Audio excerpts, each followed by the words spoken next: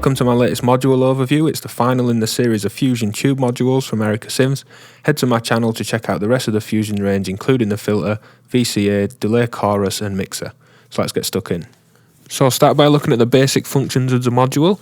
There's an X and a Y input, which is the carrier and the modulator, and a buffered output. This early prototype has buffered outs and tube outs. With some of the earlier videos I've done for this Fusion range, people have been asking about the tube output, and it's just an output tapped from a different point in the circuit. The tube is still present at the buffered output, and as the tube isn't really offering much difference, the final version is going to have buffered outputs and inverted outputs instead. The final version is also going to have level knobs for both inputs. So here's a triangle going in, and we're going to modulate that with an envelope and show how that responds. And then back into the ring mod, I'm going to trigger an envelope and play around with the envelope settings to show how that responds. We'll get some really nice tight clicks, it responds really fast.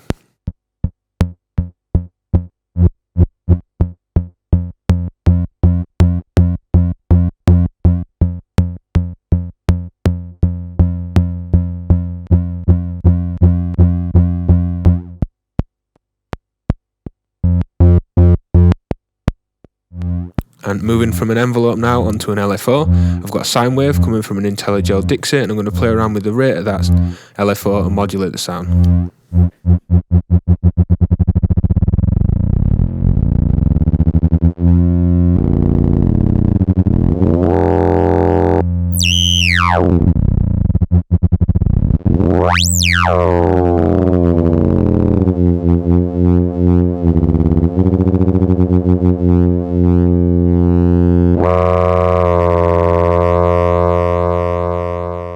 So here I'm going to modulate two LFOs in the ring mod and take the ring mod's output to FM and oscillator. There's a triangle wave going from an AFG to my output, and the two Dixies at the top of the screen here are providing the LFOs for the ring mod.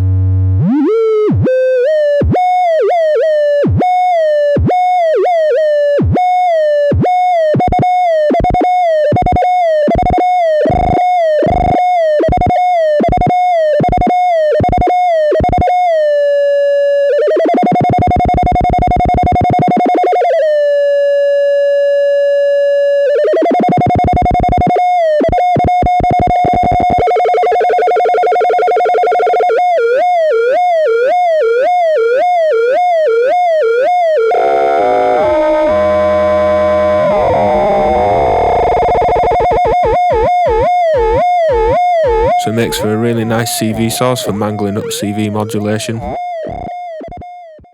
So here we're going to get some audio ring modulation, which might be more familiar sounds. I'll start with some glassy type tones with two sine waves going into the ring mod. The output of the ring mod is then going into a low pass gate, which is just being struck for a short pluck sound.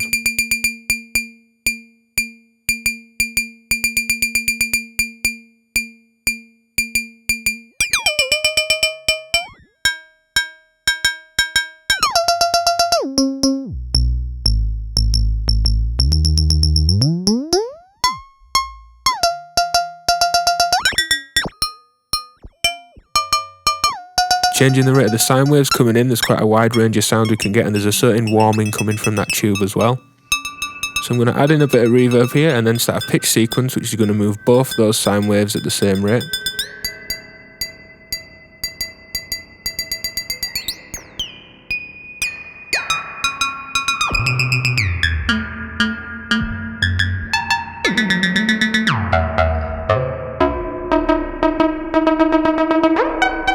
So it's quite easy to get some high glassy sounds, and also with a lower pitch sines going in some sort of buzzy plucked strings. And if you really get into the tuning relationship and the intervals between these, intervals such as fifths and octaves work really well at creating nice harmonic overtones. So I'll make some percussive sound now. I've got two sine waves coming from the IntelliGel Dixies again, but this time I've got an envelope going into the FM on the Dixie controller, which is going to provide a nice sharp pitch sweep for a percussive click on both the sine waves going in. These two sine waves are then going to modulate each other in the tube ring mod, and I'm going to play around with the rate of those sines and those oscillator tunings.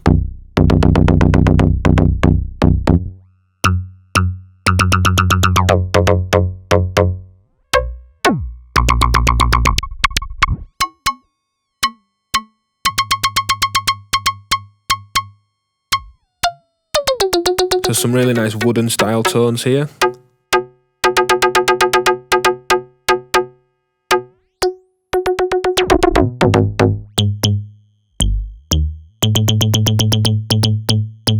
And also some resonant tube-like sounds.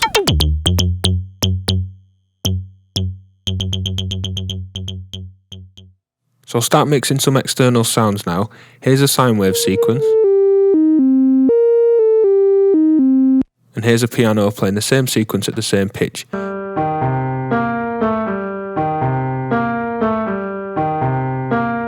Using these as the inputs to the ring modulator, we can get some great dirty tube sounds along with the ring modulation.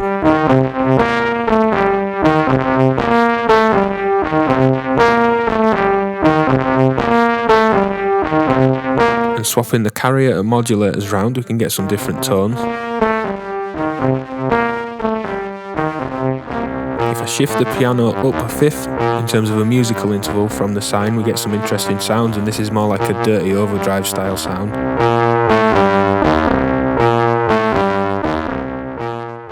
Sticking with external sounds now, we're going to use some drum loops and a sine wave to modulate that. Here's the drum sound on its own. And it's just going to be a static sine wave to modulate that. So I'll play around with the sine wave's pitch modulating the drums.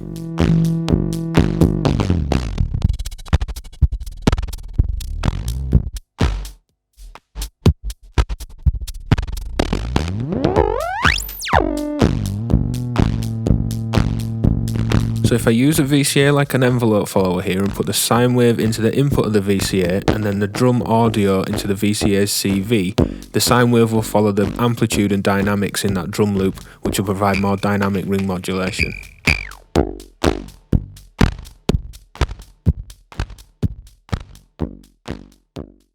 So looking at noise now, I've got a low sine wave in the background. And for noise, I'm using a mixture of white noise and vinyl crackle for something that's more dynamic than just a simple noise source.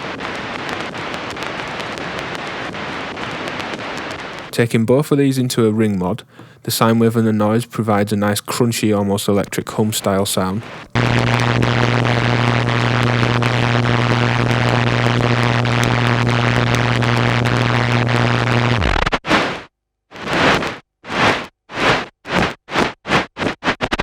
And starting the sequence, going into the VCO providing the sine wave, we can create some really crunchy and crispy style sound.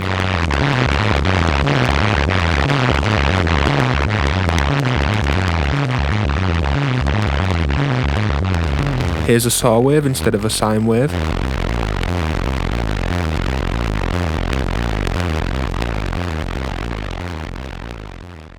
So for the final patch, I'm going to look at modulating a vocal sample. So here's the vocal sample. Man could do it. Prove that man could do it. Prove that man could do it. Prove that man could do it. Prove that man could do it. So this vocal sample's just looping, and here's the low pitch sine that I'm going to start modulating it with. Prove that man could do it. Prove that man could do it. So there's typical ring mod response here with an extra bit of tube grit thrown in for good measure, and I'll adjust the rate of the sine wave. Prove that man could do it. Prove that man could do it. Prove that man could do it. Prove that man could do it. Prove that man could do it. Prove that man could do it. Prove that man could do it. Prove that man could do it. Prove that man could do it. Prove that man could do it. Prove that man could do it. Prove that man could do it. Prove that man could do it.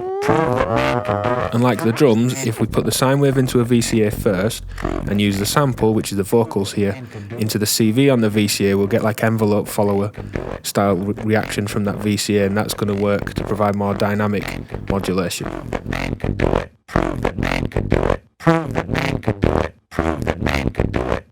So as always, I hope you've liked the video. The tube in the ring mod's adding some interesting reactions between the carrier and modulator, and a bit of extra grit and drive in some of the patches as well. Hit subscribe and like below, and feel free to ask any questions in the comments.